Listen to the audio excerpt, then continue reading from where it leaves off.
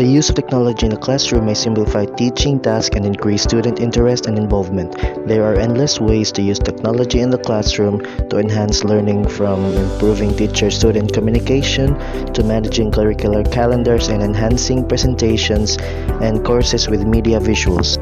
So here are the 9 unique ways to use technology in the classroom. The first is the gamified learning. Using technology to gamify learning in your classroom can help you achieve this goal.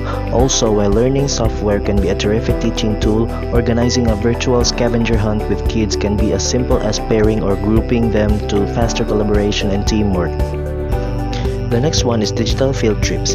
Digital field trips are becoming a more widespread, helpful, and cost-effective tool for teachers looking for new ways to incorporate technology into the classroom. From the comfort of your classroom, you may virtually find tour parks, forests, and even national and international sites with Google Street View and other comparable programs. To get students interested in studying a location or subject, have them virtually experience the vista from the Statue of Liberty or take a trek through the Grand Canyon.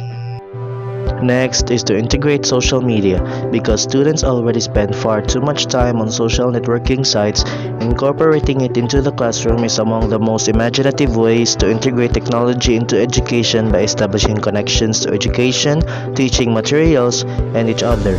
Make a Facebook group for your class from which you can post conversation topics or create special classroom Twitter hashtags that students may use to discuss lessons or ask questions. Next, there is to gather student feedback. The fundamental assessment of any classroom structure and program is how well it assists students in learning. Receiving information about students is critical to understanding this and evaluating what it is and isn't working, and fixing confusion and uncertainty as they develop. Conduct weekly check-ins with students using online questionnaires and surveys to collect their feedback on lessons and resolve any outstanding issues and concerns. And use Twitter hashtags by allowing students to use a classroom hashtag to tweet their opinions and concerns. Next is creating digital content. Students can demonstrate their particular creative talents while also demonstrating their learning by creating digital content relating to what they are learning. And when students are allowed to express themselves in ways that emphasize and adapt their specific talents and educational styles, the process of creating content is most productive. Just like any other assignment, allow students to express themselves through blogs, films, podcasts, ebooks, posters, other forms of digital art, or any other medium they like. Respecting each student's uniqueness and need for artistic expression allows them to succeed as students. Next is to use classroom calendar. Create a shared online calendar for your school using Google Calendar or a similar tool so that everyone can see when essential changes are made. Then homework due dates and classroom events should be in a central location which is easily accessible to both teachers and students. And you have to take it a step further and distribute the calendar to the parents to keep them informed and involved in their child's education. Next, we have review and critique web pages. Teachers should advise students about a reliable website resource that they can use to obtain relevant and complete information.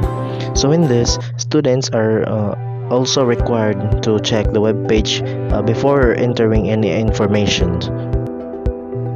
Next, we have video or multimedia lessons and presentations. The students should complete weekly virtual presentations and visual effects, photos or videos, background music, slideshows, and other multimedia elements should be included in this presentation. And when students are more engaged in their lessons, they learn more about the benefits of technology and multimedia. Lastly, we have online activities for students who finish work early. If the students have completed their task earlier without encountering any difficulties, they should have the permission to participate in online activities such as educational games and other similar activities. So, why students benefit from using technology in the classroom? more communication between students and teachers, students and peers, and students and teachers is possible when technology is integrated into classrooms, which is essential for students' educational outcomes. And when using technology in classrooms also allows students to have a role in their education.